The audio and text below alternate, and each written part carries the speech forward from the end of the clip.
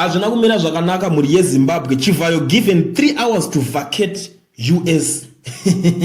Zvatotanga right, my son akati ndakanzi my son ndozokufondera ndasvika kuItaly. Dzimwe nyika dzezvinzwisise. Nyaya yandiri kusangana nayo panapa mhuri yeZimbabwe iri kutaura kunzi Renform confirms the printed very few ballot papers, something that Zimbabweans in Washington have vowed to take the matter up with the US government and get Chivhayo either arrested or deported, or both. Chivhayo leaks reveal that he did money laundering with US currency money.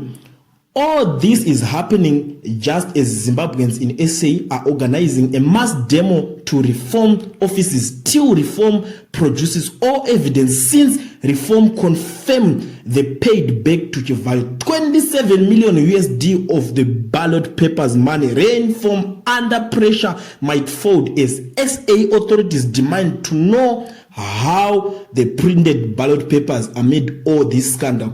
At the time, Zimbabweans here in US have approached the authorities seeking to get Chivhayo deported. If he truly in the States, we shall find him. Donya eri kutaurika panapa iri kuitika. Mukomana ari kunzi munomu as long as ari munomu kana kuti ane twake tunoti iye munomu muUSA, because this guy anozikana kuti anotonenga anogara kuUSA. Zvikanzi as long as ane twake tiri munomu ngaadipotwe ende tisingachadi kumuona munomu. Kana ane tuma sezida ndiko anodyira mari kana ane tumwe tuma business twanenge achinorara mari ikoko. Inyaya yemaballot papers yari kunetsa.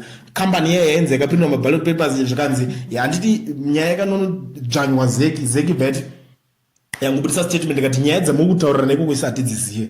Saka company yacho yakashandwa nayo iyoyo ndo yakunopuwa pressure ipapo iri kubva inobudisa. Unochinja kapuwa pressure leso pane something zvakawanzika zvinobuda kwa South Africa ite zvinofanisa. But muri Zimbabwe tichazokuudzai tichikuonesai kuti mukomana abuda iri muUSA macho paari kunzi adiportwe kana kuti zvinenge zvazoita sei.